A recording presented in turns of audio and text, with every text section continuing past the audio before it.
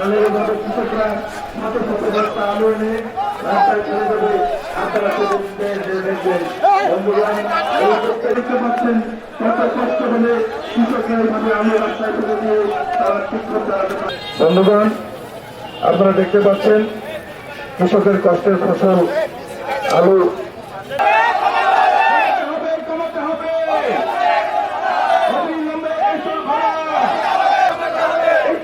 করতে হবে 100 টাকা অবিলম্বে এসব ভাড়া।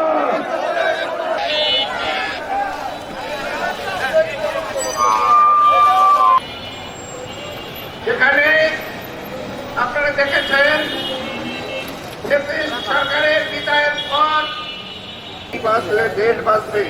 কেউ তো বলেছিল এই সরকার তারা নাকি কৃষি বান্ধব সরকার, কিন্তু কোথায় হচ্ছে এই ক্ষতিপূরণের জন্য সরকারকে প্রণোদনা দিতে হবে। এই সকল দাবিতে আমরা আজকে কৃষকরা রাজপথে এসেছি। আমরা কৃষকদের দাবি বাস্তবায়ন করার জন্য দেশবাসীকে ঐক্যবদ্ধভাবে এবং সর্বস্তরের মানুষকে, সাংবাদিক সমাজ সহ সবজির বাগান ফেলে তারা এখানে এসেছে তাদের ফরিয়াদ জানাতে, তাদের আপত্তি জানাতে পেলে আমরা আন্দোলন করে দাবি আদায় করতে পারবো। এই যে স্বৈরাচারের পর সরকারের আমরা এখানে বিক্ষোভ সমাবেশ করছি। আপনারা আমাদের আলু চাষী নেতার কাছে, কৃষক নেতার কাছে শুনলেন যে কৃষকদের কি সংকট।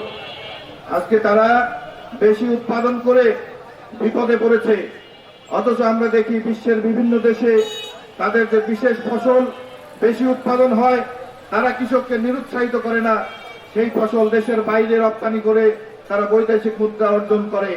আমাদের দেশে আলু চাষীদের সবাই ঠাট্টা করে, টিটকারি করে, এত আলু কেন উৎপাদন করতে হবে? এইটা হচ্ছে মূর্খ মানুষের কথা। আমাদের দেশের আবহাওয়া আলু চাষের অনুকূল, কৃষকরা পর্যাপ্ত আলু চাষ করেছে। সরকারের উচিত এই আলু বিদেশে রপ্তানি করা। সরকারের উচিত আলুকে কেন্দ্র করে শিল্প কলকারখানা নির্মাণ করা। আজকে আমরা দেখি ওই যে চিপসের কোম্পানি প্রাণপটে রাস্তায় ফেলে দিয়ে আলু অবরোধ তারা করবে। আজকে যদি শান্তিপূর্ণ এই কর্মসূচিতে দাবি আদায় না হয় তাহলে কৃষকরা বাধ্য হবে নিজের জীবন বাঁচানোর জন্য, কৃষিকে বাঁচানোর জন্য এই কর্মসূচি হাতে নিতে। চাষিদেরকে সবাইকে ঠগাইতে, আমরা সবাই ঠগি। আলু চাষিরা কেন ঠগি? আমরা নিচে আসি না, জায়গার মতো ধরি না, জায়গার মতো যাই না। কলেস্টরের ভাড়া কমাইতে হবে। আমাদের প্রথম দাবি হচ্ছে এইটাই, কলেস্টরের ভাড়া একেবারেই কমাইতে হবে।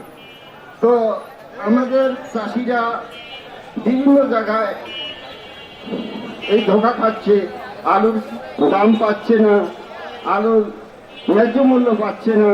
আমরা এই জন্য মানববন্ধন এখানে করতেছি। এই বলে আমার